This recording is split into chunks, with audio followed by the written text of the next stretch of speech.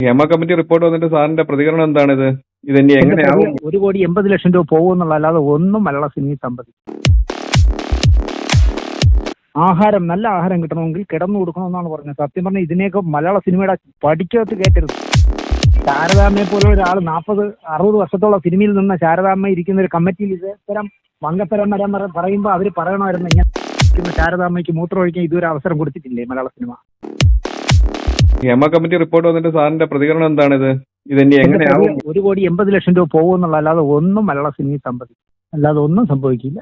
നിയമ നടപടിക്ക് പോയാൽ അതിന്റെ ബാക്കി ഭാഗം കൂടെ വരുമോ? നിയമ നടപടിക്ക് ഇങ്ങനെ പോകും. അല്ല, WCC പറയുന്നുണ്ട് നിയമ നടപടികളിലേക്ക് പോകുമെന്ന്. പരാതി കൊടുത്ത പരാതി കൊടുക്കാൻ ഒരാൾ വേണ്ടേ? ആളില്ലാതെ പരാതി എടുക്കണം എങ്ങനെ പോലീസ്? പരാതി കൊടുക്കാൻ പറയും, ഇന്ന ആള് എന്ന് പറഞ്ഞു കൊണ്ടുവന്ന് WCC-കാരോട് പറ, നിങ്ങൾ പരാതി കൊടുക്കും, നിങ്ങളെ പേര് കൊടുക്കും. പരാതി ഇല്ലാതെ കേസെടുക്കുന്ന ലോകത്തെങ്ങും എടുത്ത് എനിക്ക് പരിചയമില്ല. അങ്ങനെ ലോകത്തൊക്കെ പരാതി ഇല്ലാതെ കേസെടുക്കുമെന്ന് എനിക്കറിയില്ല. അങ്ങനെ വകുപ്പുണ്ടോന്ന് എനിക്കുണ്ടോ? പരാതി ഇല്ലാതെ തന്നെ ആരെയും പ്രതിയാക്കാം എന്നുണ്ടോന്ന് എനിക്കറിയില്ല. ഈ റിപ്പോർട്ട് ചവറ്റുകുട്ടിയിലാണെന്നാണ് സാർ പറയുന്നത്. എന്ന് ഞാൻ പറയില്ല. ചവിച്ചൂട്ടാന്നുള്ള വാക്കൊന്നും ഞാൻ ഉപയോഗിക്കില്ല. ഒന്നും സംഭവിക്കില്ല. ഇന്നലെ മലയാള സിനിമ എന്തായിരുന്നു, നാളെ അത് തന്നെ ആയിരിക്കും. ഒരു നടപടി ഉണ്ടാവില്ല. ഒന്നും എന്താ ഉണ്ടാവേണ്ട പറയൂ. ഇപ്പൊ അതിലൊരു ആരോ ഒരു മഹതി കൊടുത്തിരിക്കുന്ന പരാതി എന്ന് പറയുന്നത്, ചെറിയ ജൂനിയർ ആർട്ടിസ്റ്റായിട്ട് അഭിനയിക്കാൻ ചെന്നാൽ നല്ല ആഹാരം കിട്ടണമെങ്കിൽ കിടന്നു കൊടുക്കണമെന്നാണ് പറഞ്ഞത്. സത്യം പറഞ്ഞാൽ ഇതിനെയൊക്കെ മലയാള സിനിമയുടെ പടിക്കകത്ത് കയറ്റരുത്. 38-40 വർഷമായിട്ട് സിനിമയിൽ നിൽക്കുന്ന ഒരാളാണ് ഞാൻ. എനിക്ക് അറിയാവുന്നതുകൊണ്ട് പറയാണ്, ആഹാരം കഴിക്കാൻ ചെല്ലുമ്പോൾ നല്ല ഫുഡ് കിട്ടണമെങ്കിൽ കിടന്നു കൊടുക്കണമെന്ന് ആലോചിച്ചു.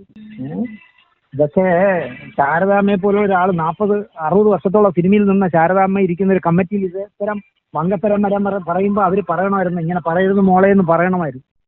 അവർ പോലും അതിന് സപ്പോർട്ട് ചെയ്തു എന്നുള്ളതാണ് എനിക്ക് സങ്കടമുള്ളത്. ഞാൻ കേൾക്കുന്ന 60 വർഷമായിട്ട് നിൽക്കുന്ന ശാരദാമ്മയ്ക്ക് മൂത്രമൊഴിക്കാൻ ഇതുവരെ അവസരം കൊടുത്തിട്ടില്ലേ മലയാള സിനിമ? അവരൊക്കെ ഡ്രസ്സ് മാറാൻ അവസരം കൊടുത്തിട്ടില്ലേ? ഭയങ്കര ക്രൂരമായിട്ട് കേട്ടോ. മലയാള സിനിമയിൽ, ഇന്ത്യൻ സിനിമയുടെ മുന്നിൽ നാണം കെടുത്തി.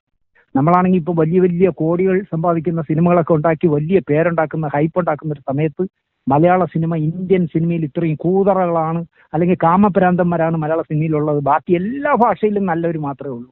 ഇവിടെ ഉള്ളവന്മാരെല്ലാം കാമപ്രാന്തന്മാരാണെന്ന് പറയുന്ന രീതിയിൽ മലയാള സിനിമയെ അടച്ചാക്ഷേപിച്ചു. എനിക്ക് അതിൽ മാത്രമേ ഉള്ളൂ പ്രയാസം.